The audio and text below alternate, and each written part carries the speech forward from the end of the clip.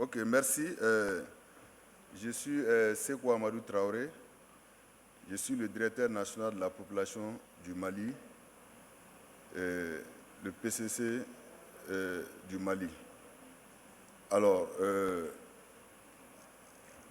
je vais vous présenter le dividende démographique, concept, implication et cadre d'opérationnalisation au Mali. Parce qu'en réalité, je pense que les prédécesseurs ont suffisamment parlé de la question sur le dividende démographique. Et nous, à notre niveau, au Mali, nous sommes un peu en avance au niveau de la sous-région, en ce qui concerne le Didi. Parce que le dividende démographique au Mali, pratiquement, est au cœur de notre politique nationale des populations. Alors, c'est à partir de son actualisation en 2017 qu'on a mis la capture du dividende démographique au cœur de notre politique nationale des populations. Et aujourd'hui encore, le débat continue parce que nous sommes, avec les nouvelles autorités, nous sommes en train d'aller avec ce qu'on a appelé la vision 2063. Alors, parce qu'en réalité, qu'est-ce qui était demandé? Quelle politique de population pour au cœur de cette vision 2063? Alors donc, deux tendances pratiquement se sont dégagées. La première tendance a fait recours à ce que nous appelons le peuplement. Compte tenu de l'espace, l'étendue de notre espace, vous savez autant que moi que nous faisons face effectivement à une crise d'insécurité effectivement qui sévit quand même dans notre pays. Et à la suite de ça, une grande partie a décidé d'aller vers les politiques de peuplement. Et nous nous sommes vraiment battus parce que moi je suis pratiquement le fruit d'une école qui pense qu'il n'y a pas de surpeuplement. Il n'y a que des politiques volontaristes qui puissent vraiment contenir ce qu'on pourrait appeler toutes les questions de population. Les questions de population sont des questions de développement, mais toute question de développement n'est pas une question de toutes les questions de politique, de population. Alors donc, ceci étant, on s'est inscrit dans ce qu'on appelle, je vais d'abord vous présenter un peu l'état des lieux, effectivement, du pays. Il y a ce qu'on appelle une croissance démographique soutenue. Et on a quand même, on s'est basé sur des hypothèses. Il y a, dans un premier temps, la forte hypothèse et il y a la basse hypothèse. Et généralement, nous nous sommes inscrits vers cette base parce que, à ce moment, c'est ce qui va nous permettre d'aller vers ce qu'on pourrait appeler la capture du dividende démographique. Comme vous le voyez ici, je pense que la politique volontariste se situe à ce niveau, contrairement à l'autre politique, parce que le pays, en réalité, est un pays à forte natalité, en réalité. Et vous le savez, depuis, on est en train d'osciller entre 6,4, 6,3, 6,2 et 6,7 cette année. Je pense que le RGPH de 2022, on est sur la stabilisation des indicateurs démographiques. Et très bientôt, nous allons publier les résultats. Nous sommes en train d'osciller autour de 6 points. Alors, donc, c'est pour vous dire qu'il y a une baisse vraiment lente de notre fécondité et qui joue contre, effectivement, notre passage de la phase 1 vers la phase 2 et encore vers la phase 3. Vous m'excusez. Alors donc, il y a ce qui va naturellement nous amener vers une croissance démographique soutenue. Une population très jeune, avec une forte natalité, on a une population très jeune, 30% de la population a entre 10 et 24 ans, et une forte fécondité, plus de 6 enfants par femme, et un faible taux de prévalence contraceptive. 15% avec les forts besoins non satisfaits, près d'une femme sur 5. Alors, il y a aussi des pesanteurs socio-culturels qui contraignent l'épanouissement des filles et des femmes. Santé, éducation, activité économique, parce que les femmes, en réalité, quand on parle des schèmes culturels, il y a les religions qui jouent. La religion en elle n'est pas une mauvaise chose, mais la mauvaise interprétation de la pratique religieuse joue contre effectivement l'épanouissement et l'autonomisation des femmes parce qu'elles n'ont pas accès. Et il y a aussi des pratiques culturelles ancestrales qui jouent. Et nous devons, en tant que spécialistes des questions des populations, travailler désormais sur ces problèmes pour pouvoir vraiment nettoyer ce qu'on pourrait appeler des pistes saines afin d'aller vers ce qu'on pourrait appeler des politiques volontaristes pour la capture du dividende démographique. Alors, à ce niveau, nous devons occasionner l'accès pour tous à la santé et l'accès pour tous à l'éducation et l'accès pour tous aussi aux activités économiques. Et d'ailleurs, à ce niveau, je voudrais vous dire que le projet Suède a fait des efforts considérables à ce niveau avec l'ensemble de ces volets que nous allons voir très prochainement. Mais je voudrais mettre l'accent sur un élément qui est très important. Et l'élément, c'est quoi? C'est qu'en réalité, nous sommes, dans la plupart de nos politiques, nous oublions aussi les couches les plus vulnérables. Il s'agit de l'handicap. Et l'handicap est un élément important parce que l'handicap, la personne en situation de handicap, a plus la vulnérabilité même du pays, de son sexe ou encore du genre, pose d'énormes problèmes. Et nous avons réalisé une étude sur l'handicap à travers notre ONDD et je pense que les résultats sont probants parce que même ces femmes n'ont pas accès à ce qu'on appelle aux moyens de contraception. Et il y a des besoins en planification et des besoins en santé qui s'imposent à ce niveau. Alors, il y a aussi l'insuffisance et mauvaise répartition des services et personnels de santé, en particulier la santé de la reproduction. Et la vaste étendue du territoire, en réalité, pose problème. Et généralement, il y a ce qu'on pourrait appeler une urbanisation sauvage qui fait que beaucoup de personnels de santé refusent de travailler dans le monde rural. Et ça pose problème. Et pourtant, lorsqu'on regarde, c'est le monde rural qui a le plus besoin effectivement du personnel qualifié de santé et ce qui fait qu'en réalité, on a toujours des difficultés du point de vue sanitaire. Mais à ce niveau, le Suède, effectivement, l'initiative Suède de pouvoir au moins équiper chaque CIESCOM en sage-femme qualifiée, pratiquement a été une réussite. Et c'est ce qui nous a permis de booster un peu le taux de mortalité infantile et infantile-juvénile. Ensuite, naturellement, tout cela a des conséquences sur l'offre de services sociaux de base. Il y a l'urbanisation rapide. Vous voyez, de 87, 22%, en 2018, déjà, on est à 40%, avec une polarisation de Bamako, plus de la moitié de la population urbaine.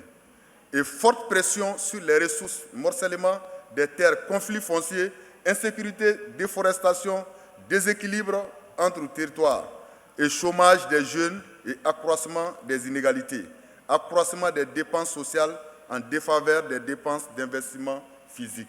Alors, cette partie va naturellement occasionner le déficit en personnel enseignant. 113 000 en 2035. Le Mali sera déficitaire d'enseignants de 113 000 enseignants. Pensez-vous que face à cette situation, est-ce que réellement nous pouvons avoir un capital humain qualifié qui puisse répondre à ce qu'on pourrait appeler aux besoins de demain? Il y a des difficultés, il y a des questions que nous devons nous poser. Alors, 75 fois les besoins, qui est égal à 75 fois les besoins de 2009. Dépenses totales de santé, 19% du PIB en 2035, contre 7% en 2004, sans changement sensible, le taux de couverture. Alors donc, il va falloir redoubler d'efforts et à ce niveau, nous sommes prêts effectivement à recevoir toutes les expertises et toutes les expériences, effectivement, parce que nous sommes dans une coopération sud-sud et triangulaire, à prendre et à les implémenter chez nous pour pouvoir vraiment booster ces différents problèmes. Il y a la baisse de la qualité des services, il y a la stagnation aussi des rapports de soutien économique. Une politique de population volontariste s'impose naturellement, mais avec une coordination déficiente. Parce qu'il y a ce qu'on pourrait appeler l'accélération de la transition démographique par la maîtrise de la fécondité. Alors à ce niveau, on a pu implémenter l'espérance de la Tunisie et dans le cadre de la coopération sud-sud, mais le projet dort toujours dans les tiroirs et c'est le lieu d'interpeller la Hollande aussi qui étaient demandeurs d'un projet avec la direction nationale de la population, plus la Tunisie, en tripartite. Pratiquement, on a élaboré le projet jusqu'à finaliser. Les coûts, tout est quantifié, le projet est fini. Il fallait maintenant commencer l'exécution. Et des voyages ont été faits, mais jusqu'à la date d'aujourd'hui, il n'y a pas de suite à ce niveau. Et pourtant, nous devons vraiment travailler à réduire de façon considérable la fécondité et à renforcer le capital humain, l'éducation, surtout en matière de santé des adolescents et des jeunes. Il y a aussi l'autonomisation des filles et des femmes. C'est pour cela que nous souhaiterons que le projet Suède ait encore une autre phase de plus, parce que nous constatons les retombées du projet Suède dans les différents pays. Et vous voyez à ce niveau, les femmes aujourd'hui commencent effectivement à avoir accès à des activités, à des métiers qu'elles n'avaient pas accès autrefois. Par exemple, les plomberies, les soudures et autres métiers, même la maçonnerie, elles n'avaient pas accès à ces métiers dans nos pays, à cause effectivement d'un certain nombre de barrières. Mais aujourd'hui, à travers le volet CCSC et des plaidoyers, des communications à ce niveau, aujourd'hui, on voit des femmes maçons, des femmes plombiers, des femmes soudeurs, des femmes qui font des métiers que les hommes, qui étaient prédestinés aux hommes. Alors, il y a l'amélioration de la santé maternelle et infantile, de la planification familiale, qui est incorporée dans ce projet Sud-Sud avec la Tunisie et la Hollande. La gestion stratégique du développement intégrant la dynamique et la structure démographique aussi doit être prise en compte avec une politique volontariste. Alors, rendre la structure démographique favorable à une croissance économique rapide et à la capture du dividende démographique nécessite la baisse rapide de la fécondité qui déterminera la structure par âge de la population, permettant ou non de profiter du potentiel humain. Vous voyez un peu la graphique, parce qu'en s'inscrivant dans cette politique volontariste, effectivement, qui est de jouer sur un certain nombre de dimensions, que ce soit le volet éducatif, le volet sanitaire, le volet emploi, ainsi de suite, et surtout l'éducation au cœur, va nous permettre d'avoir un rétrécissement au niveau, effectivement, des populations inactives que je ne vais pas commenter parce que ça a été suffisamment détaillé par les prédécesseurs. Alors donc, ensuite, le modèle théorique approprié que nous disposons aujourd'hui, c'est le dividende démographique qui se définit comme l'accélération de la croissance. Vous-même, vous le voyez, nous devons accélérer la transition démographique et ensuite, plus l'éducation, autonomisation, politique économique et gouvernance, parce qu'il faudrait des politiques de gouvernance saines et efficaces. Ce n'est pas en s'inscrivant dans une politique focalisée sur la corruption qu'on pourra quand même investir. Les ressources, peu importe la qualité des ressources, nous devons quand même effectivement les investir dans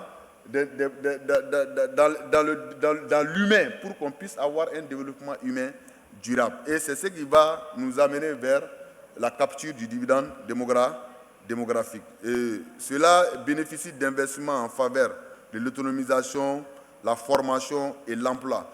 Et je voudrais aussi vous rappeler que lorsqu'on regarde la structure par âge de la population du Mali, nous trouverons que c'est pyramidal comme beaucoup de pays. Mais le Niger et le Mali sont cités en référence en termes de pays pronatalistes. Et cela sous-entend que nous avons une structure par âge pyramidale, mais là où on s'inscrit un peu dans l'extrême jeunesse. Et cette extrême jeunesse, effectivement, doit nous interpeller. Il faudrait créer les conditions pour cette jeunesse-là. Et sans créer les conditions pour cette jeunesse, en réalité, nous risquerons de faire face à des dérives. Et c'est ce que nous devons éviter. Raison pour laquelle les questions des populations ne doivent pas être mises au second plan, effectivement, dans la vie d'une nation. Elles doivent être prises en compte, elles doivent être des actions prioritaires de tout un État pour que réellement la vision souhaitée par l'État puisse vraiment arriver à terme. Ensuite, il y a le projet Suède comme une opportunité que je pourrais peut-être citer en exemple. Vous voyez l'amélioration de la pratique des sages-femmes générer la demande pour les services de santé et de reproduction maternelle infantile en favorisant les changements sociaux et le comportement et l'autonomisation des femmes et des adolescents. Et à ce niveau, nous travaillons de concert avec les religieux. Et les religieux, il y a ce qu'on appelle le réseau islamique population et développement. Il y a l'AGPM, les chrétiens, les musulmans. Nous sommes ensemble, en synergie avec la Direction nationale de la population. Nous travaillons au sein d'un comité. Et ce comité, généralement, nous essayons, à travers le pays, essayer de communiquer le mieux pour pouvoir assainir. Parce que c'est des thématiques, en réalité, qui sont difficiles. Lorsque vous voyez que l'abandon scolaire, c'est des pratiques qui sont fréquentes au Mali, l'abandon scolaire des filles. Alors nous travaillons à ce que les filles soient maintenues à l'école jusqu'à un nombre d'années plus élevé pour les permettre de faire face, d'être autonomes et de faire face à leur vie de procréation. Il y a le renforcement des capacités régionales pour mettre à disposition des produits. Et à ce niveau, je vous avoue que la chaîne d'approvisionnement avec l'UNFPA au Mali, le Suède est en train de faire des efforts à ce niveau. Et je vous dis que le Suède aussi, fait partie du programme Population. Ils sont en train de, jusqu'au dernier kilomètre. Et ce programme existe bel et bien. Et on est en train de servir effectivement les populations rurales jusqu'au dernier kilomètre pour que chaque population puisse se sentir concernée. Et cela répond un peu aux exigences de la CPD plus 30. Parce qu'en réalité, nous ne devons laisser personne de côté. Nous devons aller avec tout le monde. Parce que vous laissez une personne de côté, c'est une bombe aussi à retardement pour le développement. Ensuite, il y a ce qu'on pourrait appeler favoriser l'engagement politique. Favoriser l'engagement politique en faveur du dividende démographique. Le Mali, aujourd'hui, a équipé un laboratoire de santé qui est d'une génération très moderne. Et aujourd'hui, au niveau de la sous-région, nous sommes en mesure de faire des analyses des analyses sanitaires qui n'étaient pas faisables dans notre pays à un moment donné. Mais il a fallu que le projet SUED puisse investir considérablement pour pouvoir au moins certifier ce laboratoire national en ISO. Et aujourd'hui, on reçoit même des échantillons de beaucoup de pays pour pouvoir quand même faire des analyses importantes. Et c'est là aussi, c'est à la suite, effectivement, de la mise en œuvre de la politique nationale de la population au Mali. Comme conclusion, je vais me limiter là, mais tout en vous rappelant qu'au-delà des 300 femmes, sages-femmes déployées par le Suède aussi, l'UNFPA s'est servi de cette expérience et a aussi déployé à peu près 200 sages-femmes aussi pour accompagner le Mali aussi. Et c'est très important parce que l'UNFPA aussi, c'est nos partenaires. Il faudrait les remercier à tous les niveaux. Et c'est vrai, c'est le système des Nations Unies. C'est nos différentes contributions aussi, nous en tant qu'États membres des systèmes des Nations Unies. Et nous devons les considérer comme une partie intégrante de nos différents États. Et c'est très important, c'est le lieu aussi de les remercier. L'on peut aisément percevoir le Didi dans chacun des ODD. Quand vous regardez le Didi, ça existe dans toutes les ODD. Vous voyez que le dividende démographique, transition démographique, plus politique économique forte, parce qu'il sous-entend aussi un investissement massif. Tout ce que nous venons de dire, nous devons investir. Et il faudra une politique économique forte en la matière et une bonne gouvernance. Et voilà ce qui permet de capturer le dividende démographique. Et si nous accélérons la transition démographique, plus de personnes en âge de travailler que de personnes dépendantes, si nous investissons massivement dans la jeunesse, alors nous pourrons aller vers la capture du dividende démographique. Parce que notre structure par âge, effectivement, met en exergue une proportion élevée, une extrême jeunesse, et que nous devons investir dans cette jeunesse. C'est ce qui va nous permettre rapidement de pouvoir prendre en compte ce qu'on pourrait appeler des connaissances, des expériences sur ce qu'on pourrait appeler la santé sexuelle et reproductive. Et le changement dans la structure par âge de la population peuvent accélérer l'atteinte des ODD et les investissements dans les politiques plus ambitieuses et dans les bonnes gouvernances permettront de profiter plus vite et plus durablement de la fenêtre d'opportunité ainsi offerte par la taille et la qualité de la population jeune. Je termine en disant ceci, que par une petite confidence, durant mes recherches quand j'étais étudiant en Chine, Et je me rappelle, on nous a donné un sujet, la Chine est-elle surpeuplée ou pas? Et beaucoup pratiquement ont parlé effectivement du surpeuplement de la Chine. Tout ce qui avait dit le surpeuplement de la Chine, c'était passé à côté. Et pourquoi cela? Parce qu'en réalité, ce n'est pas la taille de la population, en réalité, qui peut indiquer le surpeuplement. Le surpeuplement doit être conçu, effectivement, dans une grande profondeur, dans sa dimension totale, pour comprendre réellement est-ce que les besoins des communautés sont pris en charge par effectivement ce qu'on pourrait appeler I thought you were concluding. Alors, donc, pour dire tout simplement que la taille, peu importe la taille d'une population, nous devons travailler à concevoir des politiques idoines pour permettre effectivement au pays de pouvoir créer de l'emploi, créer le surplus, créer le bénéfice effectivement de l'humain qui est au centre de notre développement. Je vous remercie.